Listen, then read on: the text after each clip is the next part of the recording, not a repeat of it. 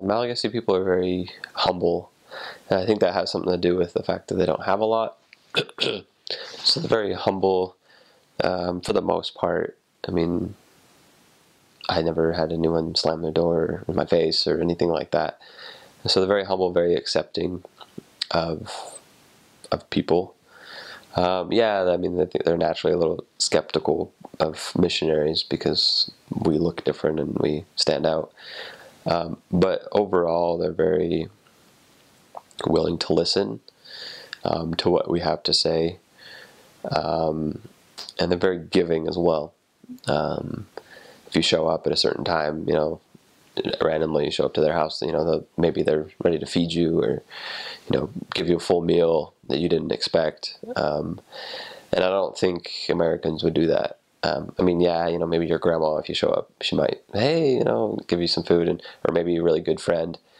But generally, like I haven't obviously served a mission in the States, but I would imagine people aren't as welcoming to the missionaries, and they'll just give you all that they have, basically, and that's basically is just that is the food that they were going to eat or something like that, and they'll give it to you. So they're very willing to give you what they have, and I think that helps with their ability to understand and embrace the gospel. I said that's a very important part of the gospel, to be humble. So that's one thing I really liked about them. I mentioned before how hardworking they are. They're very dedicated workers. They're very dedicated to their families. It's I think it's a good fit for members of the church, at least, because they emphasize a lot of the same things that we do. They don't show emotion in the same way that we do, or I guess even at all. Like, I don't think I ever really saw Malagasy cry while I was there, whether in church or otherwise. So from our perspective, it kind of seems like standoffish, like they don't want to have any relationship with people, but I don't think that's not the case. They do have good family relationships, but between husband and wife, I mean, from an outside perspective, it kind of seemed weird because there was no. It seemed like there were no, tender feelings because there was no interaction like we would expect here between that. I mean, yeah, so that was interesting. They're pretty friendly if they know you.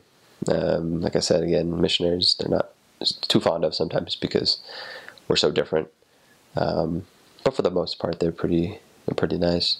At least in terms of helping the missionaries, their members are really good at giving up their time to help the missionaries teach and to teach with the missionaries. I thought that was really helpful, to be in an area where you don't know what's going on, but to have the members with you and support you.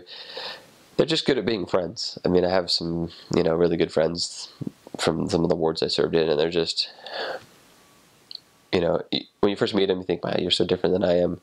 But then you get used to them and you realize they're just like anybody else.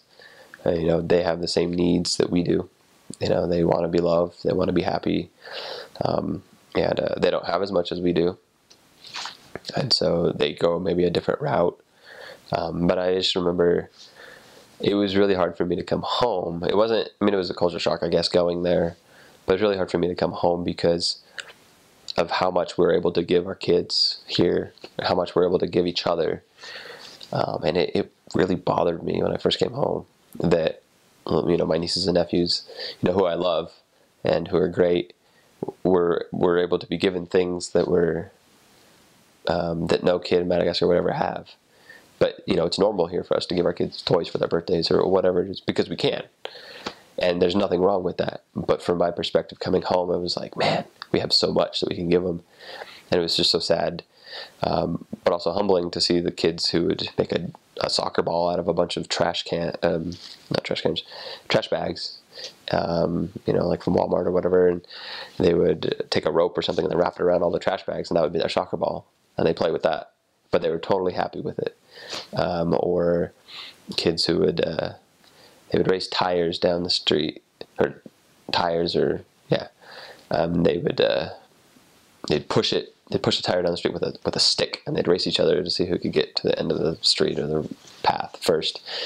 And So though they don't have much, they make a lot of what they don't have. They make a lot out of it, even food-wise. They have very few things for food, but they make incredible meals.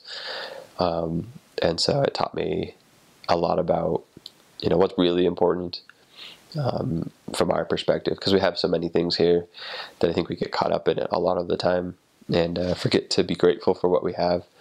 But they, very, very grateful for the things that you're willing to give them. Give them a tie or a shirt or whatever just to help them out, and they'll love you forever because of your willingness to give something up.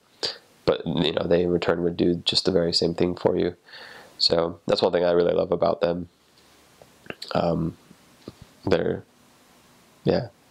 just so giving and so loving and wonderful. So